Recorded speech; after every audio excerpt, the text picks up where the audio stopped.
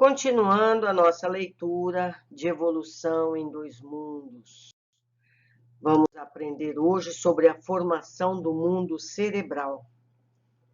No regaço do tempo, os arquitetos divinos auxiliam a consciência fragmentária na construção do cérebro, o maravilhoso ninho da mente, necessitada de mais ampla exteriorização. A massa de células nervosas que precede a formação do mundo cerebral nos invertebrados dá lugar à invaginação do ectoderma nos vertebrados, constituindo-se lentamente a vesícula anterior ou prosencéfalo, a vesícula média ou mesencéfalo e a vesícula posterior ou romboencéfalo. Nos peixes, os hemisférios cerebrais mostram-se ainda muito reduzidos. Nos anfíbios, denotam um desenvolvimento encorajador, e nos répteis avançam em progresso mais vasto, configurando já, com alguma perfeição, o aqueduto de Silvus, aprimorando-se com mais segurança em semelhante fase, na forma espiritual, no centro coronário do psicossoma futuro, a refletir-se na glândula pineal, já razoavelmente plasmada, em alguns lacertídeos, qual o rincocéfalo da Nova Zelândia, em que a epífise embrionária se prolonga até a região parietal, aí assumindo a feição de um olho com implementos característicos. Zoólogos respeitáveis consideram o mencionado aparelho como sendo um globo ocular abandonado pela natureza. Contudo, é aí que a epífise começa a consolidar-se, por fulcro energético de sensações sutis para a tradução e seleção dos estados mentais diversos, nos mecanismos da reflexão e do pensamento, na meditação do discernimento, prenunciando as operações da mediunidade, consciente ou inconsciente, pelas quais espíritos encarnados e desencarnados se consorciam uns com os outros na mesma faixa de vibrações, para que as grandes criações da ciência e da religião, da cultura e da arte, na jornada ascensional para Deus, quando não seja nas associações psíquicas de espécie inferior ou de natureza vulgar, em que as almas prisioneiras da provação ou da sombra se retratam reciprocamente. A gente já tem notícia por outras obras que é realmente a glândula pineal a que liga o mundo físico ao mundo espiritual, nas mais variadas formas, tanto positiva como negativa, tanto numa inspiração artística quanto numa obsessão, certo? Girencefalia, licencefalia. Prossegue o crescimento dos hemisférios cerebrais nas aves, com significativas porções cerebelares, para encontrarmos nos mamíferos o encéfalo com apreciáveis conotações, apresentando circunvoluções nos girencéfalos ou aumento expressivo na área do córtex. Quanto mais se verticaliza a escalada, mais se reduz a percentagem volumétrica do cerebelo, enquanto que os hemisférios cerebrais se dilatam. Contudo, é preciso destacar que esse fenômeno de progressão fundamentalmente não se relaciona com a inteligência, e nem esta é a rigor proporcional ao número de circunvoluções cerebrais, tanto que mamíferos quais coelho, canguru,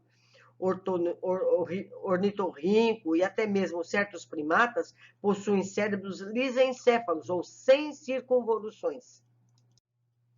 A girencefalia ou lisencefalia obedecem a tipificações traçadas pelos orientadores maiores, é da gerência, no extenso domínio dos vertebrados, preparando o cérebro humano com a estratificação de lentas, múltiplas experiências sobre a vasta classe dos seres vivos. A maneira de crianças tenras, internadas em jardim de infância para aprendizados rudimentares, animais nobres desencarnados a se destacarem dos núcleos de evolução fisiopsíquica em que se agrupam por simbiose, acolhem a intervenção de instrutores celestes em regiões especiais, olhe só, exercitando os centros nervosos. Vimos? Fator de fixação. Os neurônios nascem e se renovam milhões de vezes no plano físico e no plano extrafísico, na estruturação dos cérebros experimentais, com mais vivos e mais amplos ingredientes do corpo espiritual, quando em função nos tecidos físicos, até que se ergam em unidades morfológicas definitivas do sistema nervoso.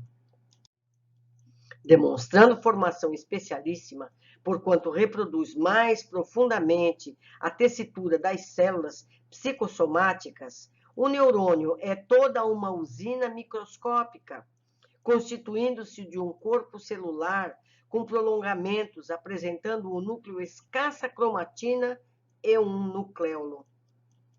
Acha-se o núcleo cercado de protoplasma, em que há mitocôndrios, neurofibrilas, aparelho de Golgi, melanina abundante e um pigmento ocre, estreitamente relacionado com o corpo espiritual.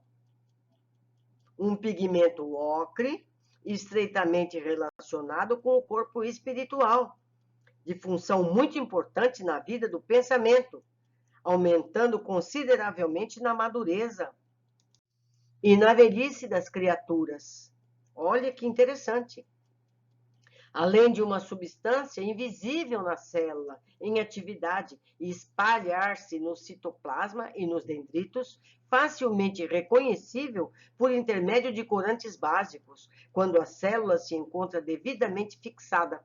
Essa substância, a expressar-se nos chamados corpúsculos de Nice, que podem sofrer a cromatólise, representa alimento psíquico aurindo pelo corpo espiritual no laboratório da vida cósmica através da respiração, durante o repouso físico para a restauração das células fatigadas e insubstituíveis. O pigmento ocre, que a ciência humana observa, sem maiores definições, é conhecido no mundo espiritual como um fator de fixação, como a que encerrar a mente em si mesma. Quando essa se distancia do movimento renovador em que a vida se exprime e avança adensando-se ou rarefazendo-se, ele nos círculos humanos, conforme a atitude mental do espírito, na cota de tempo em que se lhe perdure a existência carnal. Impressionante. Reflexos tipo. Estabelecidos os centros nervosos em que se entrosam as forças fisiopsicossomáticas, os reflexos tipo são organizados no reino animal, fixando-se o reflexo e flexão, que consta da flexão de um membro atacado na superfície por estímulos de variadas origens.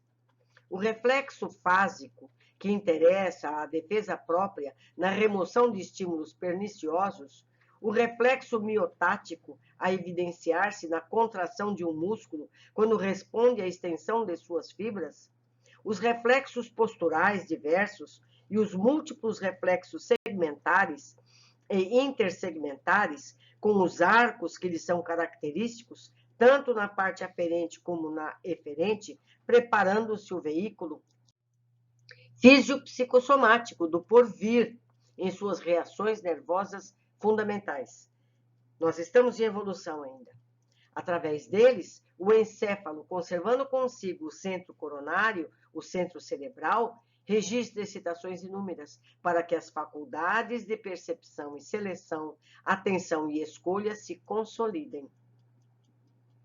Formação dos sentidos. No corpo dos animais superiores, obra-prima de supervisão e construção dos arquitetos do espírito, no transcurso dos séculos, a consciência fragmentária acrisola então os sentidos. Fim do longo período de trabalho, afirma-se o tato, por sentido cutâneo essencial, a espraiar-se por toda a pele. Esta se converte em superfície receptora, com variadas terminações nervosas que se salientam por extrema complexidade, desde as arborizações simples até os corpúsculos especializados que se localizam dentro da derme, utilizando células especiais em comunicação incessante com o cérebro para que as sensações táteis constantes possam defender os patrimônios da vida. Adestrada a atenção, o animal, na esfera física e na esfera extrafísica, no plano espiritual, elabora por atividades reflexas várias substâncias que lhe exercitam os centros receptivos, definindo os chamados sentidos químicos, a culminarem no olfato e no gosto.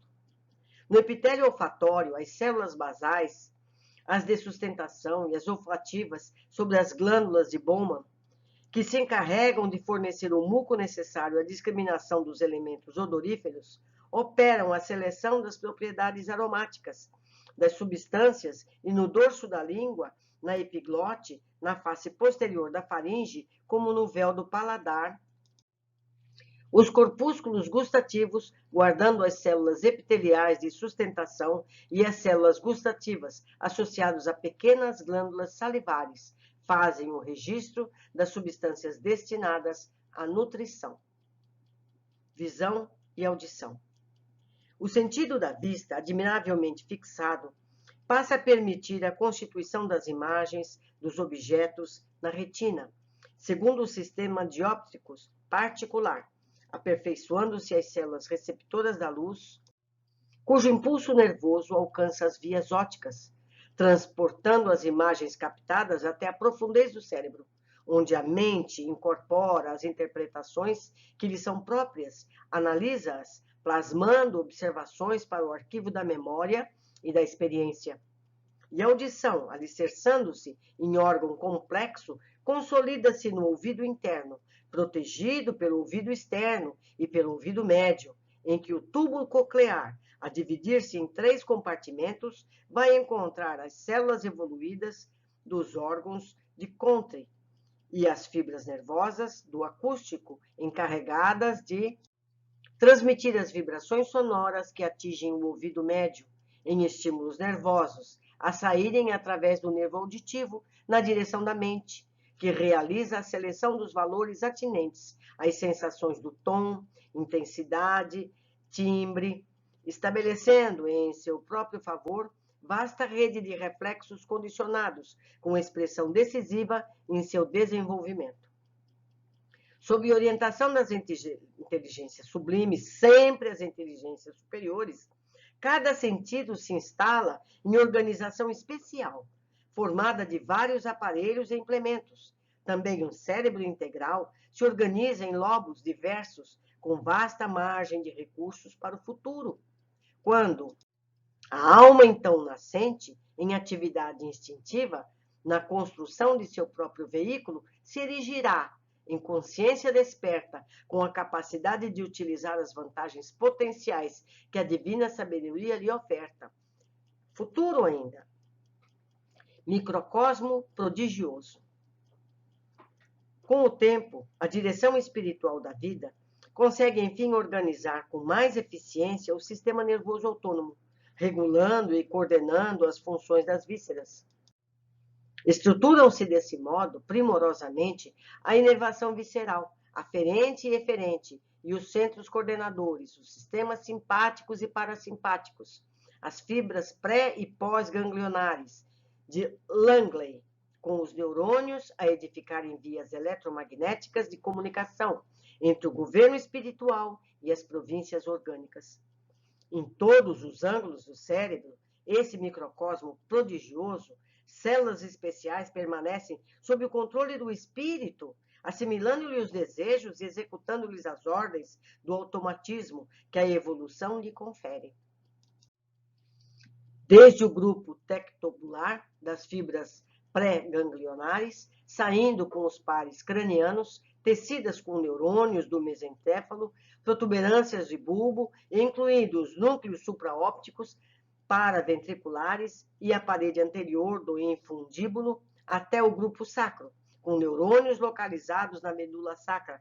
Nervos especiais funcionam como estações emissoras e receptoras, manipulando a energia mental, projetada ou recolhida pela mente, em ação constante nos domínios da sensação e da ideia, em conexões e trajetos que a ciência do homem mal começa a perceber. atuando nos demais centros do corpo espiritual e nas zonas fisiológicas que os configuram no veículo somático através de circuitos reflexos. No diencéfalo, campo essencialmente sensitivo e vegetativo, parte das mais primitivas do sistema nervoso central, o centro coronário, por fulcro luminoso, entrosa-se com o centro cerebral, a exprimir-se no córtex e em todos os mecanismos do mundo cerebral.